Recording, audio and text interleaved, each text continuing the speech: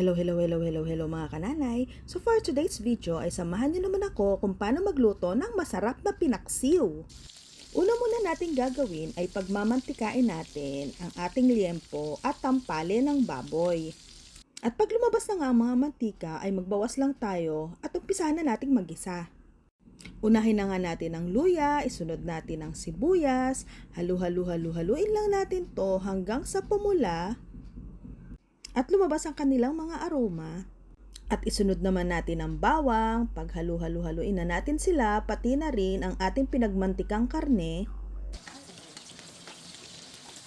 At sumunod naman ay nilagyan ko ng 2.5 cups na sukang paumbong, isang kutsaritang vetchin at maraming paminta. Sa punto po na to ay wag nating hahaluin ang ating suka para hindi ito mahilaw.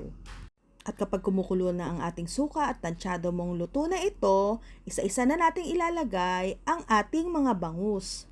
Yung parte nga pala ng bangus na pinabili ko ay bandang ulo at tiyan na pwede mo lang mabili kapag may tiyanggi dito sa Pulilan. Although kahit medyo pricey, pero okay na rin, at least walang matatapon. Pinasama ko rin nga pala yung mga laman loob niya at bituka, pero pinatanggal ko ang apdo kasi diba masarap din tong kainin. At nagdagdag pa rin ako ng sibuyas na puti kasi ang gusto ko dito sa pinaksiw ay masibuyas at masarap kainin din ang sibuyas na puti. At pagkatapos ay nagdagdag na rin ako ng 2 cups na tubig para lalong mas masabaw. At naglagay din ako ng isang kutsarang asin, pampaalat, depende na rin sa level na alat na gusto mo. At syempre sa gantong luto ay hindi mawawala ang sili dahil isa ito sa nagpapasarap at nagpapaganang kumain. At medyo nakukulangan pa ako sa paminta kaya nagdiktik pa ako ng pamintang buo. Hayaan lang natin silang kumulo hanggang sa lumambot at tumalab na ang mga pampalasa na inilagay natin. Sa bandang huli ay doon na natin ilalagay ang mga gulay natin gaya nitong ampalaya, talong, okra, yung matigas na parte ng pechay at yung dahon ng pechay. Ayusin lang natin to ng bahagya para maging maayos ang pagpapalambot sa ating mga gulay at pagkatapos ay takpan. Pakuluin lamang natin sila ng mga 4 na minuto at pagkatapos ay patayin na natin ang ating apoy.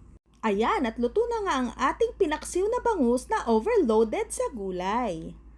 At pagkatapos naman ay naggisa ako ng maraming bawang at literal na may kanin lamig kami dito sa bahay o bahaw at aking isinangag.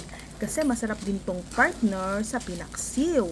So ano pang hinihintay nyo dyan mga kananay? Abay kumuha na rin kayo ng kanin nyo dyan at ako'y saluhan. Tara na at ating tikman itong aking niluto na pinaksiw na bangus na overloaded sa gulay.